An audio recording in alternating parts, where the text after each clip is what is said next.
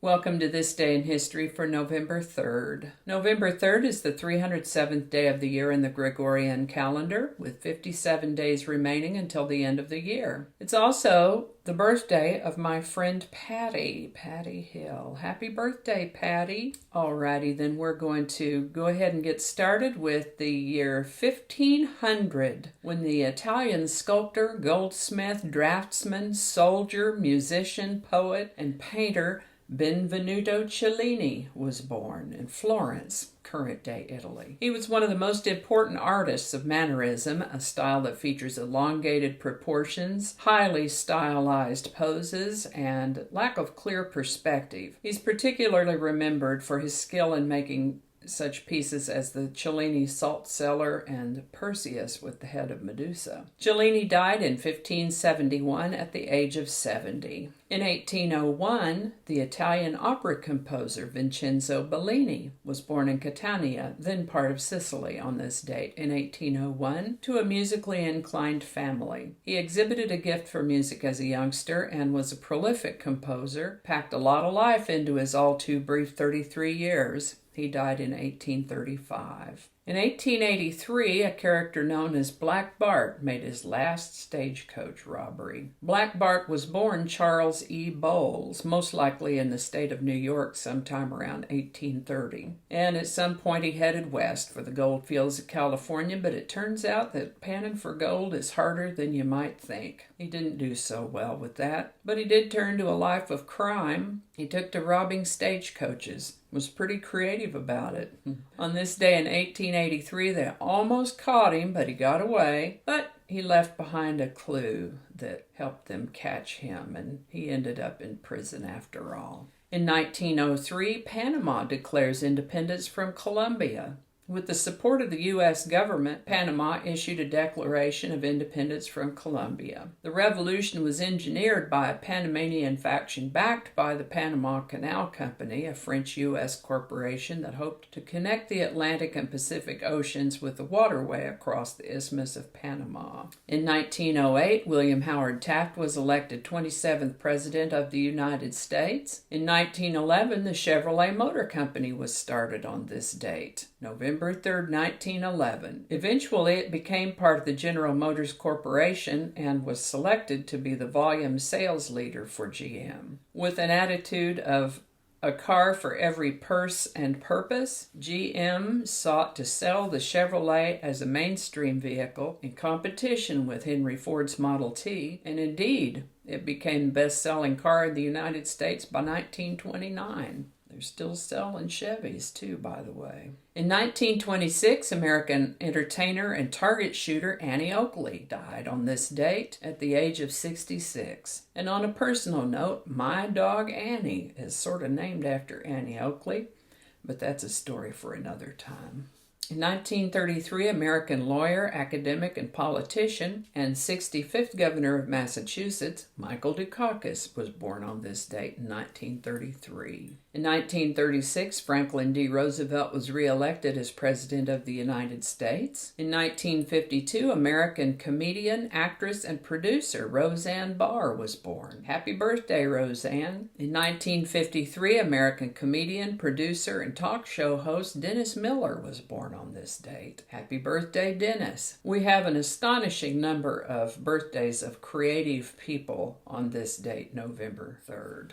In 1954, English singer, songwriter, and actor Adam Ant was born on this date. French painter and sculptor Henri Matisse died on this day in 1954 at the age of 84. In 1957, the Soviet Union launched Sputnik 2. On board was the first animal to enter orbit, a dog named Laika. 1957, Swedish actor, director, producer, screenwriter, martial artist, and chemical engineer Dolph Lundgren was born on this date in 1957. In 1962, a group called the Crystals got a #1 hit with the song He's a Rebel, except that the Crystals did not perform this song. Not a single note.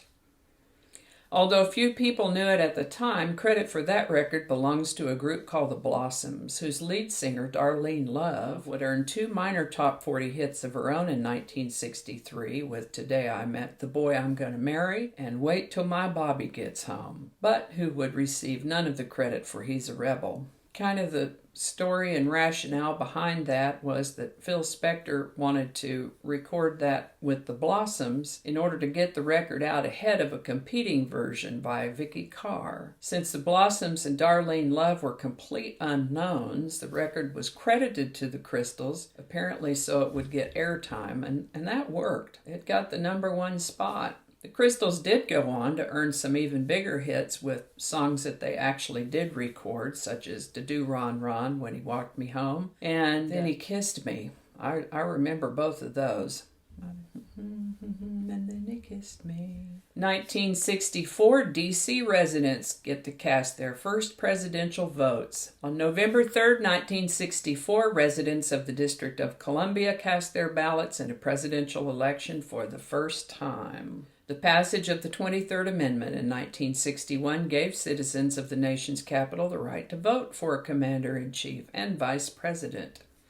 They went on to help Democrat Lyndon Johnson defeat Republican Barry Goldwater in 1964 in the very next presidential election.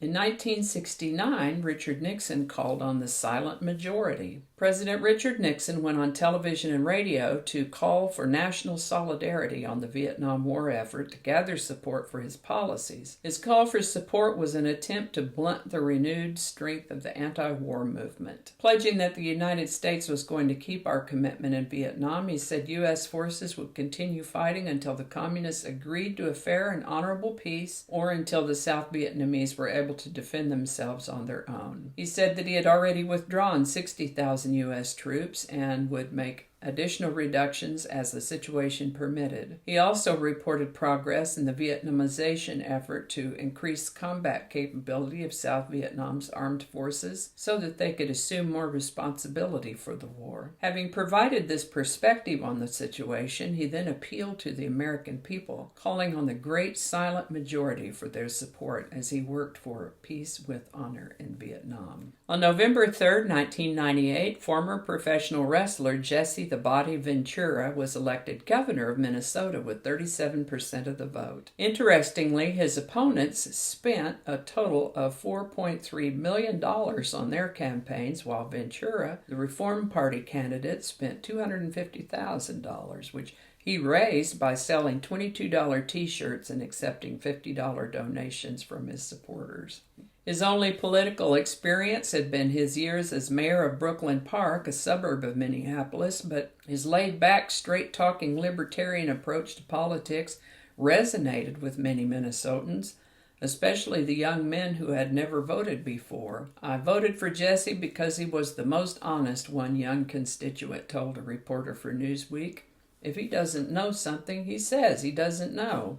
In 2006, French pianist, composer, and conductor Paul Mariette died on this date at the age of 81. Now, I hadn't realized that he was French until I did today's research. He was the conductor of La Grande Orchestre de Paul Mariette and specialized in the easy listening genre. He's best known in the United States for his million-selling remake of André Pop's Love is Blue, which was #1 for 5 weeks in 1968. I placed a link to that song in the show notes if you'd like a flashback, or if you're young enough not to have heard it the first time to hear what it sounds like. In 2014, the One World Trade Center officially opened in Manhattan on this date. The new tower, along with the rest of the World Trade Center complex, replaced the Twin Towers and surrounding complex, which of course had been destroyed by terrorist attacks on September 11, 2001. And I think that's going to wrap it up for us today.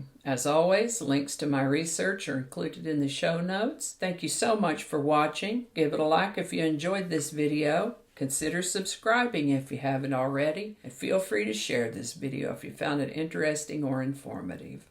Thanks again, and I'll see you next time.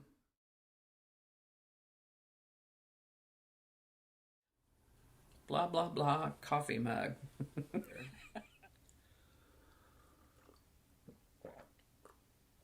Hello, kitty.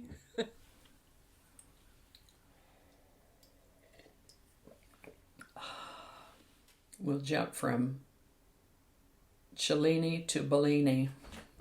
It's not a Mexican restaurant. It's an Italian artist. Oh, that is out of order. All right, let's try this again. Who knows what evil lurks in the hearts of men? She's not a man.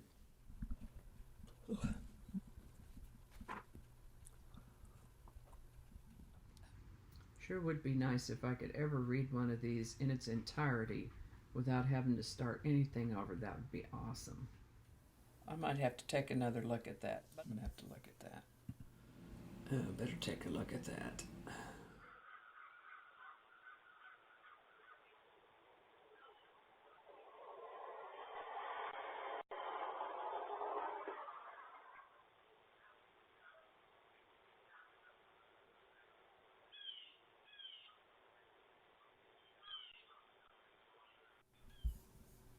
This is why I don't do live shows.